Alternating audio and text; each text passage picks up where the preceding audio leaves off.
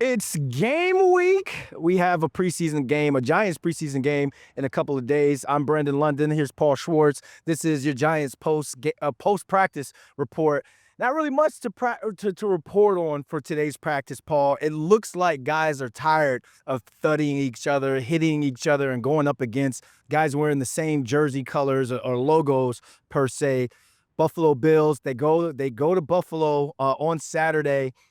I guess we can't really speculate because there's nothing to report in terms of Brian Daboll officially saying how much guys are going to play or who's going to play. But I guess we can speculate a little bit here on who we think needs to play. Who would you like to see in action on Saturday and why? Well, we can do what the hell we want on Blue Rush. We can speculate. We can do whatever we want. If Brian Daboll wants to come out here and tell us who's going to play, we'll gladly welcome him in. Absolutely. But we can do that. I wrote in the New York Post the other day that Brian Daboll's first year, 2022, the starters played. Okay? Starters played the first preseason game. Last 2 years, starters did not play. How did the Giants do the last two season openers? They lost 40-0 to the Cowboys, 28-6 to the Vikings, okay? Mm-hmm. They didn't score a touchdown in 2 games. So they had a mindset this year that we need to start faster. We need to score. You can't go 9 months kind of, and then you know who you're going to play and you can't score a touchdown. So with that in mind, do I think the starters are going to go out there and play 2 quarters, 3 quarters? I do not. But I think this year it is totally appropriate. And some years I've said, no, don't play the starters. They don't need to play them. I think it's totally appropriate and warranted for Russell Wilson and every healthy starter, especially on offense, to start the game in Buffalo Saturday afternoon. Play 1 series, play 2 series, that's fine. If the first series is 3 and out, put him in another series. Yep. Say you look at it and say snap count, right? Just like a pitch count, right? We want to get 12 or 14 snaps from these guys. Get them in, get them out. You don't call plays that put guys in dire situations. You don't have naked bootlegs. You don't expose guys, but you play the game, hand the ball off, few play action passes, throw a deep ball, get them out. It's important because I think it's like inverse. Play them the first game, play them a little more the second game. As long as everything's okay, don't play them at all the third game. And the third game is for the back end of the roster, keep the starters healthy. That's the way I would do it. I have an inkling, and I have a thought that that's the way the Giants are going to do it because they know they have to change up from the last 2 years where they just weren't, let's face it, they were not ready to play, certainly offensively, in each of the last 2 years to start the season. 2 things. You're starting to scare me because you're starting to speak and talk like a player.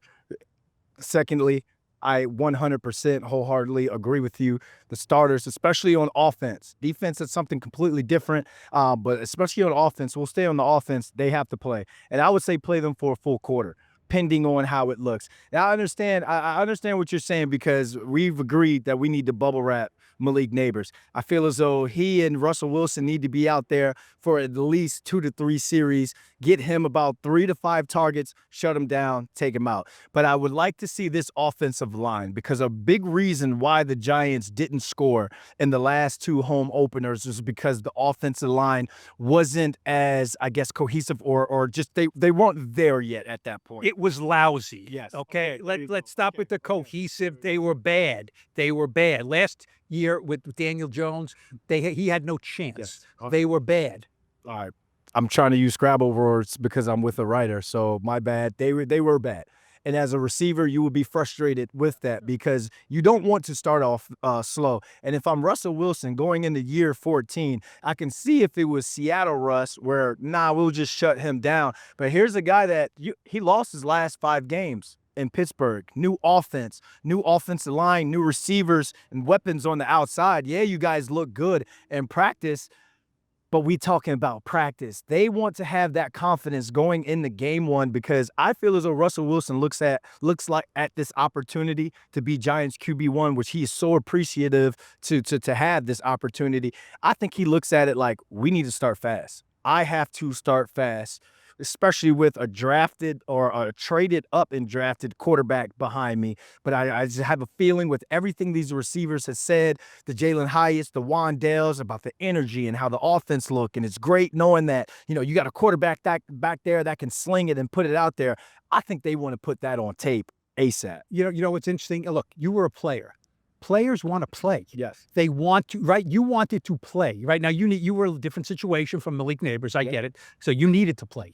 You need those snaps were your oxygen, right? My resume. Needed to play. I get it. Malik Neighbors does not have to make the team, but they want to play. Two things. Darius Slayton yesterday on Zoom was telling us, and I asked him about, you're going into your 7th year, about what do you think of preseason games? He said, first of all, we get paid to play. I want to play. And he said, very interesting mindset he has. Darius Slayton says, I go into a preseason game expecting to play the whole game. And that is my mindset. And I'm not looking for them to take me out. When they come in and tap me on the shoulder and say, you're not in anymore, I want to be surprised.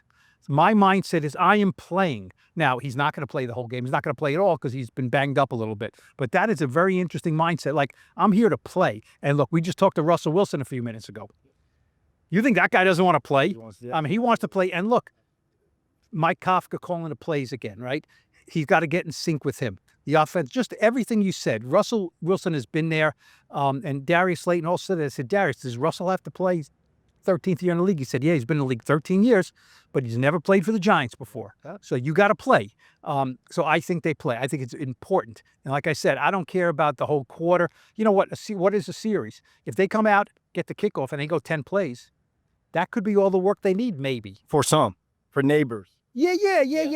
Well, look, I think it's kind of a cohesive thing. You don't, you keep, the offensive line should stay intact. You know what I mean? Because then you're protecting Russ. Then you want to put Jameis or Jaxson Dart in. You have the backups. And, you don't mix and match like that. Yeah, look, I'm not looking to force feed Malik Neighbors. He had, 150,000 targets last year. He's had about 2,000 targets in practice. He's caught about 1,950 of the balls. You know what I mean? Yes.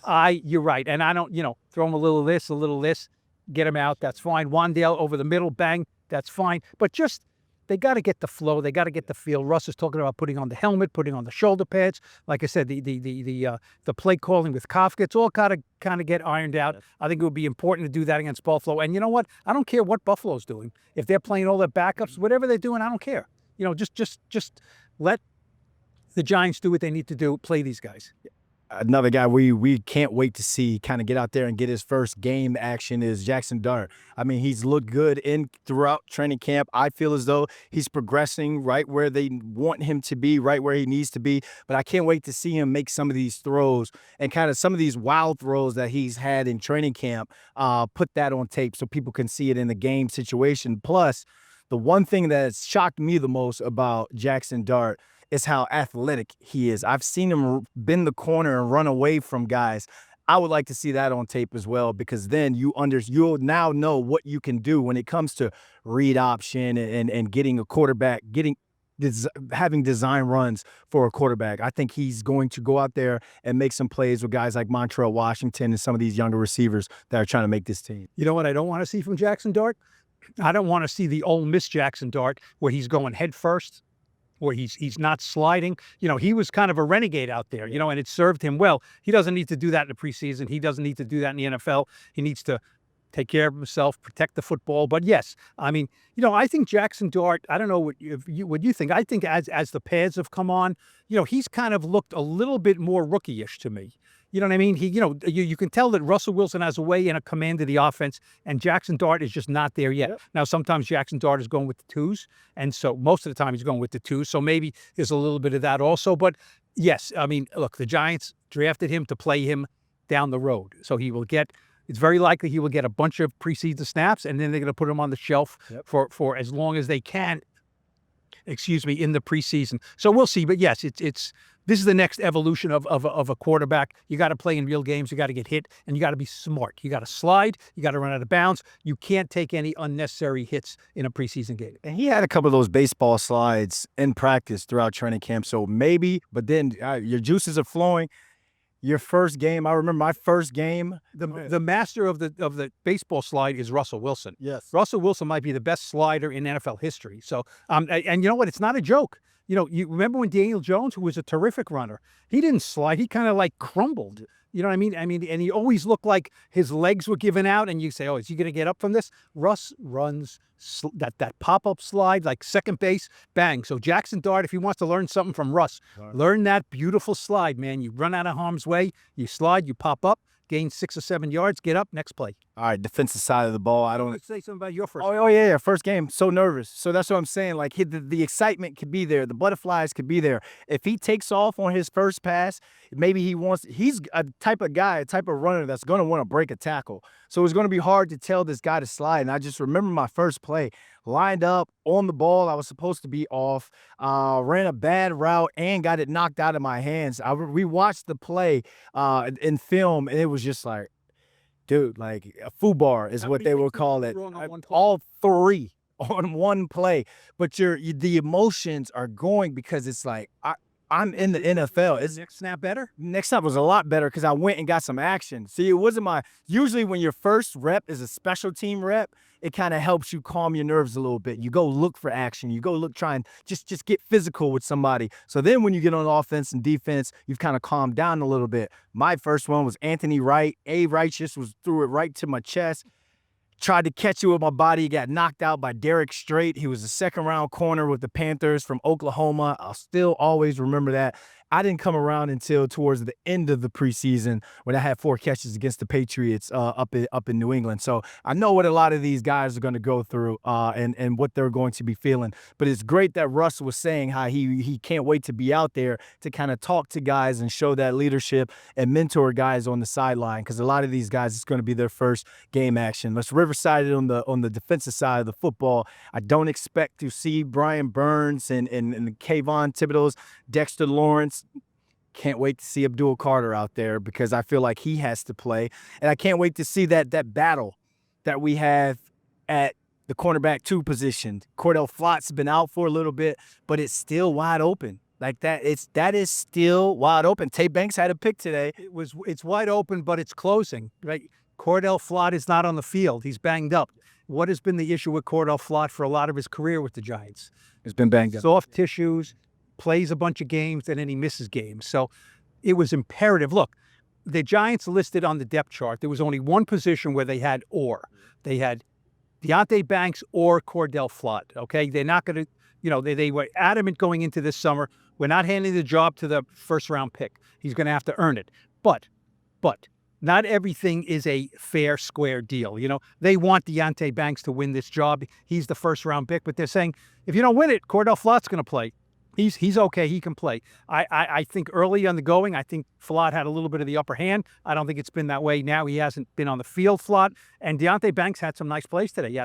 He had a good break up down the field. He had an interception. So, I would expect Deonte Banks to be the starter, opening day. I really would. But they're going to make him earn it. And so far, he's sort of kind of earning it. But his competition is falling by the wayside right now because Cordell Flott's hurt. Yeah, I want to see the full defense out there, except obviously 97-5 and 0, because Shane Bowen was talking about how the communication has been a lot better in this training camp than it has been in years prior. And just think about something that kind of that hurt the Giants' defense last year, and it would be big plays off of missed assignments. So him talking about how the communication is there, it's getting better. You see Javon Holland and Tyler Nubin, who he called up, gave some praise to about how that communication has been there. I like to see it so they can get some game reps together. And it's all about reps right now, Paul. I think the defense is solid. I'm not going into this season with a question mark around the defense, except can they stop the run? They got to stop the run this year. But all in all, get these guys in, get them a series or 2, get them out, because you got 2 joint practices coming up next week. You know what I'm wondering about the defense? I mean, I think they have personnel. I really do. Yeah. In a lot of years, it's like they have some personnel, but I'm worried about this and this and this. I'm not worried about so many spots there. Okay, Deonte Banks, sure. I'm a little concerned of whether he can handle a job, but I'm not, when you go down, that whole 11-man, I'm not really worried about that. You know what I'm interested in is the defensive coordinator. Because now, and I asked him this today, I said, when you have obvious holes, it is a challenge for a defensive coordinator. I gotta mask that weakness and that weakness and that weakness. That's hard. But when you have maybe too many players in certain spots, now it's up to the defensive coordinator to say, how do I get Golston on the field? How do I get Abdul Carter on the field? How do I get Kayvon and Burns?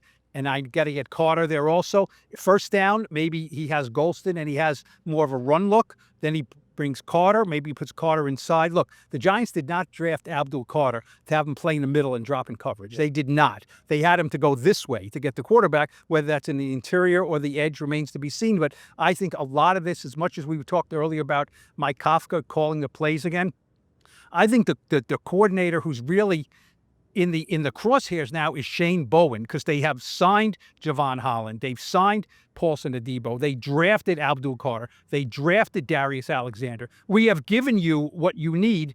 You need to make it right and figure it out. But it's not just like put the 11 guys out there and don't worry about it. You know, it's not. So it is really imperative on him to get the right personnel in and make that unit what the Giants think it can be. Look, in the front office, they absolutely think this should be a top 10 defense. Let's see if it is. Well, since you put the crosshairs on him, I'm going to go ahead and say if I'm Shane Bowen, then I let Brian Burns and Kayvon Thibodeau play in this first game. I had the full defensive unit out there because I need to see, like you say, you want to know where guys can play and how much reps guys should get.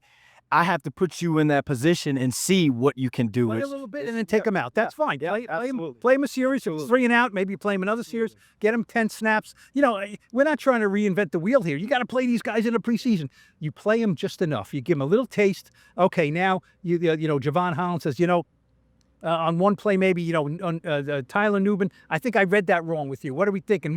Bang, that's it. You go to the sideline, you talk about it, get ready for the next game. Absolutely. Yeah. And I think you play. Now that you got me thinking, got the juices going, and I understand it's only the first preseason game, but you got a couple weeks until week 1. So if someone does get banged up or nicked up, you've got time to kind of rest. But you put that NASCAR package, maybe outside of Dexter Lawrence, you put those 3 pass rushers on the field at the same time on Saturday. You may not be playing against Josh Allen. You may or may not be. Who knows how they do it up there.